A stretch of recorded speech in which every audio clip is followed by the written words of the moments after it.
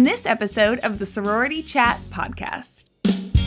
One of my classes was display and promotion, so we literally learned how to dress a mannequin, how to properly set up a visual merchandise, and I think that is super duper helpful for anyone in the fashion industry to learn like the basics of how to dress a mannequin, how to do a buying sheet, all the formulas that you need to know. It's just all really beneficial and very helpful for me going forward, even in my business.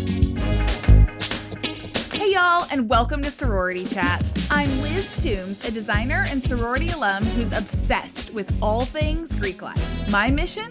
To bring you real conversations, smart insights, and fun stories that help make sorority living even better. So grab your favorite beverage, get comfy, and let's chat.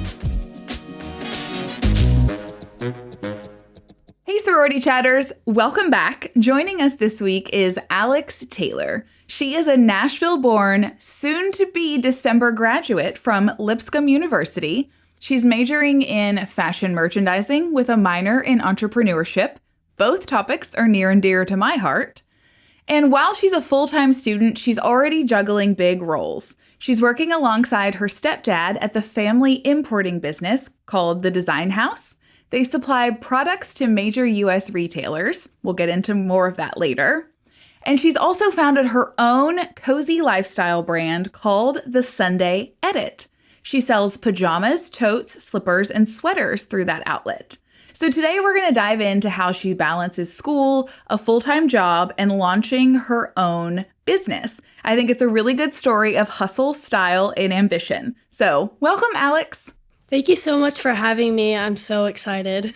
I'm excited to talk with you. I first discovered you through the Sunday Edit, yes. But having learned more about you with the merchandising background and the entrepreneurship, I just felt like we were kindred spirits and needed a chat. Yes, definitely. So you've grown up in Nashville and now Yes. you're at Lipscomb and you're pursuing fashion merchandising and entrepreneurship. What Yes. sparked your interest in fashion and business specifically? So, I started out at the University of Kentucky and, I also did... near and dear to my heart. That's funny. And I first majored in business and quickly realized that honestly math was not for me. All the math classes, I just was like, that's just a no-go. And so I went to the career center and I talked with them about it because I just was like, hey, I kind of want to be in the business world, but I just don't know if I want my major to be business. So I sat with them, I chatted, and they told me that communications could be a different option. And I actually had some friends in that major, so I just, talked with them, and I was like, oh, maybe this is something for me, and quickly realized in the first few classes that also was not for me. So I ended up coming back home and kind of chatted with my mom. I was like, I don't know what I want to do. I had no idea what career path that I wanted to do. So I talked with my mom, and over the summer of 2023, I think, I can't remember exactly, but I started working with my stepdad, the Design House, and, I quickly learned that I loved doing that, working with him in the importing business, and it really sparked my interest in everything that he was doing. And I've been working with him since then, and I love it. And that kind of sparked my, reason why I wanted to do fashion. I love that. I also appreciate that you recognized the path that you thought you wanted to take ended up not being for you. And so you went and you got counsel for it. You went to the career center and were like, what else could I do? And you looked at some other things, and when it didn't work, you just took a step back because a lot of people would feel forced to continue down the path.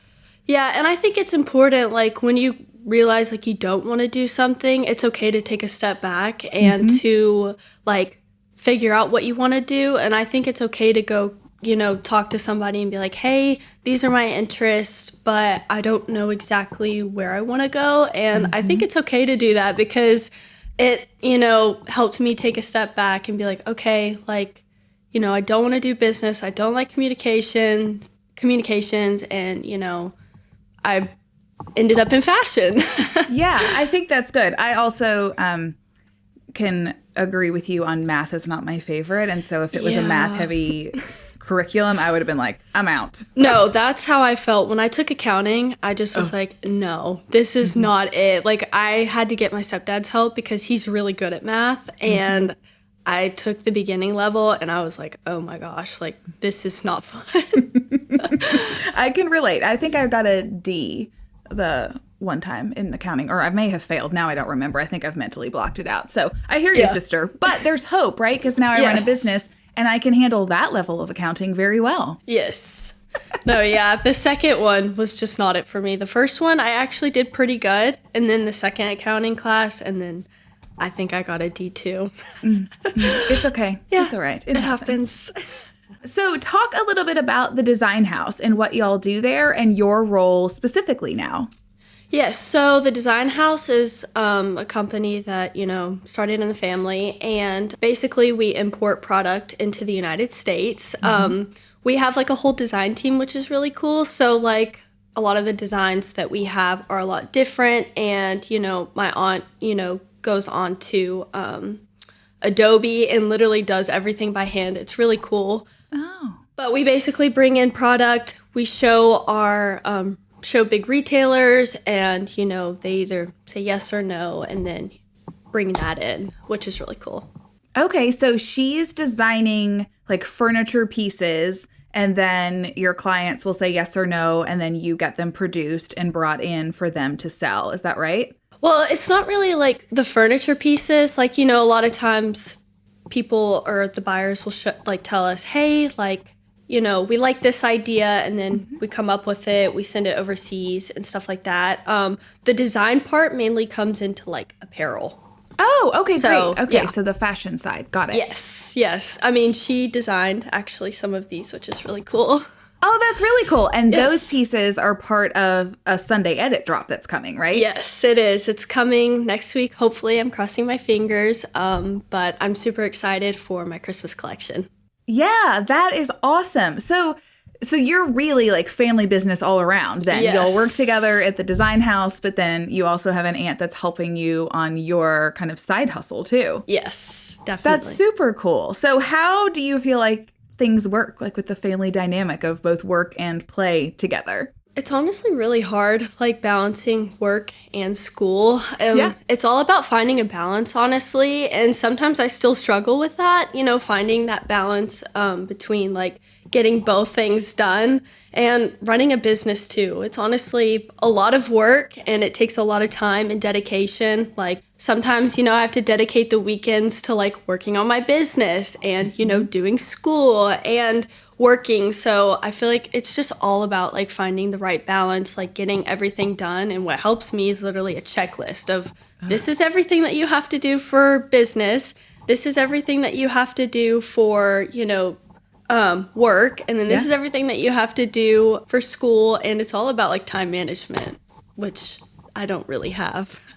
Well, you're learning a valuable lesson because time management, well, if you can get it down at least semi, it will end up paying dividends to you as you go through life. And it's something that you're always having to readjust based on what's going on in your life. So don't beat yourself up too much. No, I don't. I try not to. And I try to give myself a lot of grace. Like I'm pretty young, and, to have started a business, work full time and school, like I give myself a lot of credit for it because it is a lot to take on at once. Yeah, as you should. Any one of those things on their own is quite the undertaking, and the fact that you're doing all three simultaneously would like put some people like to bed and just they wouldn't be able to handle it. Yeah, no, I agree. Okay, so I mean, you bring up a good point trying to balance all three of those things. You're in school full time, you're working in the family business. What made you be like, oh, I'd like to also start my own company and just add something else to the mix? Well, so ever since, working for the family business, I kind of had that spark of like, okay, like I really want to open my own business. And I've also had a family member who opened hers at a very young age, and she honestly really inspired me. And so I, again, I've had a soft spot in my heart for like soft pajamas. Like I am a cozy girl through and through, and I love a good soft PJ. So I wanted to have a business and have soft pajamas that are really cute and trendy and also affordable, because I do think that that is important, to have affordable pajamas, cute and trendy. I mean, as you can see behind me, I just think they're adorable. They are adorable. And you do bring up a good point. I really feel like pajamas, like matched set pajamas, have gained in popularity over the years, and the price tag is just kind of ticking up with it. Yes, I totally agree. I've seen some other brands and I'm like, wow, that's crazy that they can sell it at $100. But like my whole goal is to like make them affordable, and soft. Yeah, I like that. And then they're cute too. And I'll tell you what, you don't outgrow loving cozy pajamas. A friend, we just celebrated her 40th birthday this weekend, and her request was that we all arrive in pajamas. And so we wore pajamas for the party, and it was the best thing ever. Oh, I know. And they're like perfect because like if you want to match with your friends or like, get some cute cozy pajamas that are affordable, I've got them. Yes. Okay, so talk more about that. So you're focusing on pajamas specifically, but then also like some slippers and some other things. Talk a little bit more about what the Sunday Edit is offering and what made you excited for those products. So I really love totes. Like I always carry around a tote. So I was like, okay, that's perfect. I love a good slipper to go with my pajamas. I like the full cozy fit. Mm-hmm. So I was like, okay, I need to add some, slippers into it that kind of like match the vibe of my PJs. So I have those, and then I also have really cute sweaters. I'm actually wearing my spooky season sweater right now to get in the Halloween spirit. Yes. And they're really soft too. But I also love sweatshirts. I wear them all fall long, or in the winter too. Mm-hmm. But I thought that those would be a good like cozy vibe. So that's kind of like why I went with all those products. Mm-hmm. But I mainly like in the future, this is all like a learning process for me right now, like kind of getting up off my feet, learning what works, what doesn't work. And then, like what designs work better versus others. So I feel like it's all a learning process, and I am learning a lot as I go. But I think in the future, I'd probably want to stick mainly with like pajamas and slippers and learning more about like how I want to allocate money to, like pajamas, the sweaters, like should I do less of sweaters? Should I do more of a certain PJ or do less, slippers? Like I'm still learning all of that. And, with my Halloween drop, I've learned a lot already. So I'm just going to see where it takes me, but it's definitely all a learning curve. Yeah, but it's kind of fun to learn it as you go and to like gather that data and see what resonates with people. And then you can start pursuing more of that and just know, okay, this product didn't work, but it was fine. Mm-hmm. No, I think it's good to learn and like figure out what works, what doesn't work. And I think like it'll help me in the future, for future drops. Like, okay, PJs did well, or, sweaters didn't do well, put more, into pajamas. So I love learning all of that, and I think it's really fun.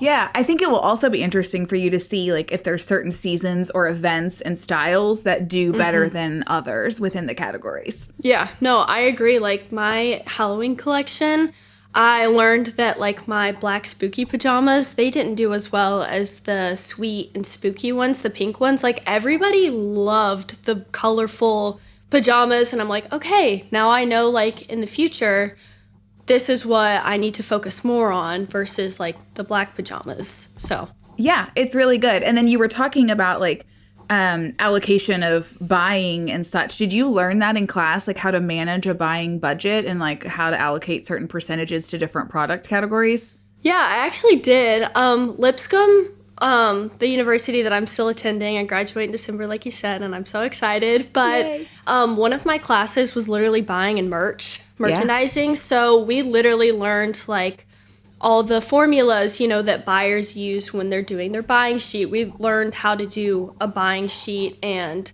I think that really helped me with my business because like if I didn't take that class, then I probably would not really know how to do it. And so I think it was really, really helpful that we actually like did hands-on and learned how to, buy, and all of that.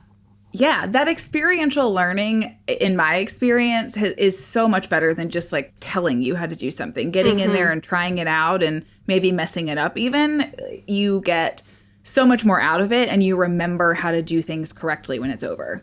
Oh, yeah, 1000%. And I think Lipscomb's done a really good job with that in the fashion department. Like, I feel like they have really set people up really well because a lot of it is hands-on. Like, one of my classes was display and promotion. So we literally learned how to dress a mannequin, how to properly set up a visual merchandise. And I think that is super duper helpful for anyone in the fashion industry to learn like the basics of how to dress a mannequin, how to do a buying sheet, all the formulas that you need to know. Like, it's just all really beneficial and very helpful for me going forward, even in my business. Yeah, that's really good. It's so cool. Like, I'm nerding out because it's so neat to know that like what you're learning in class, then you're practically applying and getting some business experience. And it's like, oh, this is like exactly what's supposed to happen. Mm-hmm, exactly. Where did you come up with the name The Sunday Edit?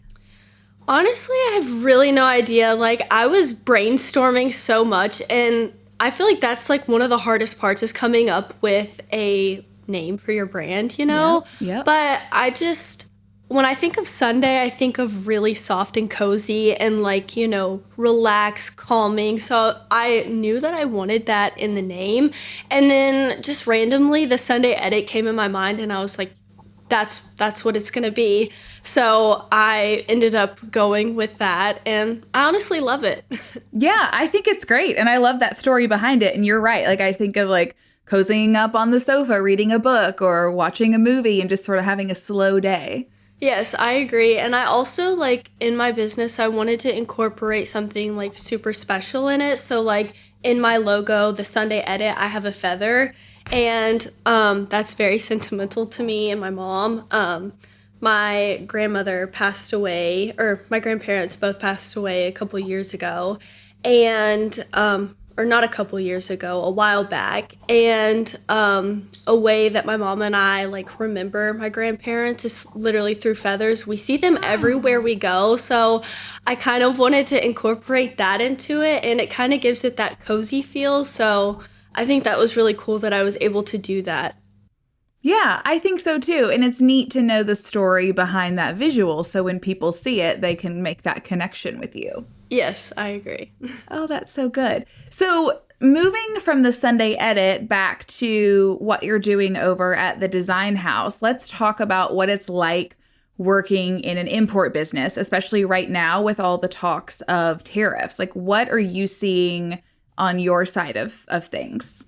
I mean, definitely prices like going up. I feel like it's hard for a lot of people across the board, like matching, pricing so that, they don't have to raise their pricing in stores, but it's inevitable. Like, you have to. Things are just becoming more and more expensive, and actually even customers are starting to see it in stores because, they're like, oh, why is this, much higher than it used to be? And it's all because of the tariffs, unfortunately. And I'm nervous to see where that goes because I don't think tariffs are going to go down anytime soon. But, I mean, we'll see. I just feel like it's a lot of back and forth, and I just don't know when it's going to end. I hope so, because I feel like every business has been impacted by it in a negative way, like furniture, anything. Like, I just feel like it's all being impacted. So I'm hoping that settles soon. But as far as like affecting people, it's affecting people everywhere, customers, the other side, companies, so. Yeah, I hear you. I hear you on the furniture, and there's a lot of ambiguity out there. But I think we're in the thick of it right now, so it feels more confusing. And then I think once things settle down, we'll have hindsight's 2020, and we'll see where things land. Yeah. What sort of trends are you seeing within that business as far as apparel, and what cool trends are coming down the pike? Well, bows, I thought they were going to go out. Like, I did not expect them to last this long, but everybody loves bows. I love a bow. Yeah. It's shocking. And I feel like people love more like colorful things, you know, like they don't like the 2 colors, like I said, with my Halloween collection. Not a lot of people like the black and the white, but a lot of people loved the little, you know, cute or it was a pink pajama and it had very just cute aesthetic design on it. Yeah. And everybody loved that. So I think people are liking more of like very colorful things, especially in Christmas. Everybody loves like a blue, a pink, and kind of go outside of like the traditional colors of red and green. People love more very colorful and bright. So I see that, you know, coming in, and also floral. Yes. I thought floral was out, but it's still going and it's still trending. Yes, that's so funny. Our industries are so very similar. Like with fashion and furniture, you see a lot of that, or home interiors. And it's the same thing. We've really moved away from like the grays and the neutrals, and people want color. Like we're color drenching. Yeah. There's a lot of high contrast. And that's exactly what you're describing in the clothing too. So I'm here for it. Yeah, I am too. I honestly like the pop of color, you know? Like I like neutrals, but I think it's always good to have like a pop of color, you know? It like intrinsically, it just makes you happy. Like to have the color and the fun, like flowers and bows. I think that's what it all is it's sort of like a happiness factor. And that's what people are looking for right now. No, I totally agree. Well, so you're graduating in December. So what do you think life looks like post-graduation? Oh, that's just so scary to like think about. I'm not gonna lie. Like when people bring it up, I'm just like, I don't know. But as far as right now, like I'm gonna keep working with, you know, in the family business, and I'm just gonna see like where my business takes me. I'm hoping to grow a lot in the next year, and I know that it takes a lot to, you know, build your way up, but I'm here for it and I want to do it and I have the drive. So I really hope to dedicate more time to my business. I mean, with being in school, working a full-time job and having my own business, like that's a lot to juggle. So I think like when school is done, it'll be nice to be able to like focus on my business and also continue working and I don't know, kind of see where life takes me. Yeah. I mean, surely it gets easier, right? One whole thing's dropping off your plate. No, I know. I say that now, like, oh, I can't wait for school to be done. But then, like, the real world hits. But I don't know. We'll see what happens. Sounds like you've got a good handle on things. Yes. Do you only release your product online? Do you do trunk shows? Or, like, how do you get the product out into the world? Well, you know, me starting out, like, I know that e-commerce is, like, not the only way to go about it. I feel like you have to, like, get your product out there and you have to go to places for people to actually feel your product and see, like, the quality, because it's hard to do that, you know, online. So I actually did a pop-up at Lipscomb and I sold out of all of my pink pajamas there, which was really fun. And like people were actually able to see it, which I think will help, and definitely for future prepare more like for in-person or to go in person and like sign up for shows and you know, kind of get my product out there more. And that's actually what I'm doing for my Christmas. I'm doing a Benton County fair in I think December, and then I'm doing a pop-up here at my house. So that like people can actually come in, buy the product, and I think I might be doing a 12 South pop-up. I'm not exactly sure, but Lipscomb is we have like a fashion truck, and you know, a lot of people in the fashion department have small businesses, so like you're able to go with them to 12 South and like sell your stuff. So I think that's what I might do. But I feel like I'm very prepared, like, to go in person and, like, get my product out there so more people can see it and know the value of it. I love that, and I will be watching on Instagram because I love a good pop-up. I'm a shopper. Yes, I love pop-ups, too, and I think it's a great way, again, to get your product out there and for people to actually see and feel the product itself. It is. And also there's there's a buying strategy to it, or a selling strategy, right? Because it's a little bit of like limited inventory. It's only available for so long, and people just love that kind of stuff. They eat that up. Yeah, I agree. I have a personal request. Okay. Do you have any dog pajamas in the future?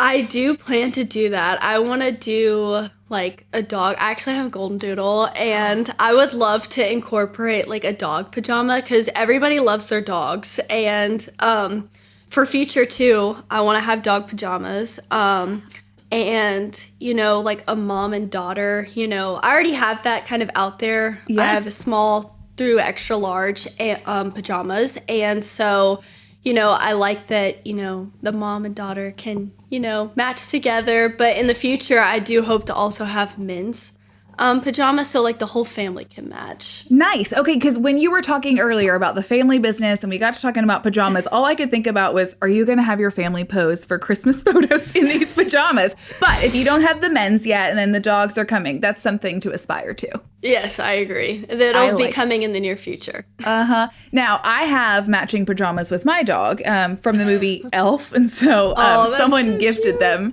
to me. But girl, I would buy matching dog pajamas all day long. Oh, me too.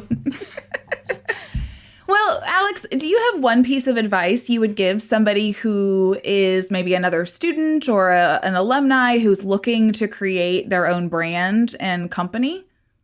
I'd say just like if you have, the mindset of like, I want to start my own business, go for it. Like take the risk. I feel like, a lot of people are too scared to take risks. And I feel like, you just got to do it. You got to put yourself out there, especially when it comes to like jobs and stuff like that. I'd say like literally put yourself out there and show like that you want a job, and be very dedicated and just show again how much you want that. And I think when you're starting a business, you just have to take risks. Like, I took a risk opening up mine. But I know like the hard work will pay off in the end. So you just got to go for it and see where it goes and, put a lot of work into it. And yeah. I agree fully. And I think that is very good advice to end on. Alex, yes. Thank you so much for joining me today. Thank you so much for having me. If people would like to connect with you, what's the best way for them to do that? At Sunday Edit Shop on Instagram, and it should be the same for Facebook, but that is the best way to reach out to me.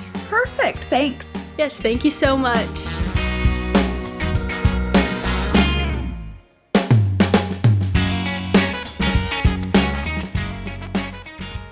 Welcome to Liz's House Hot Takes. This is where I take the lessons I've learned over the last 16 years of designing Greek houses and offer you my pro tips.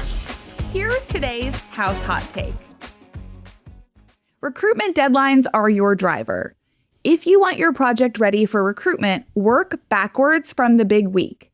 Furniture should be in, punch lists complete, and spaces styled ideally at least 1 month before recruitment starts. That way the chapter has time to settle in, nobody's dodging painters during sisterhood round or prepping for recruitment. Recruitment-ready spaces mean stress-free experiences for chapter members and advisors alike. Thanks for listening to another House Hot Take. For more inspiration, check out the PDR Interiors Instagram or TikTok.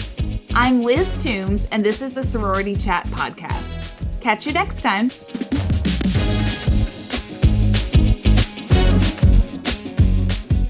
Thank you so much for tuning in. If you're listening on a podcast platform, make sure to follow the show so you never miss an episode. And if you got something out of today's conversation, we'd love for you to leave us a 5-star review. It helps us reach more listeners just like you. If you're watching on YouTube, be sure to check out this video right here or this one over here.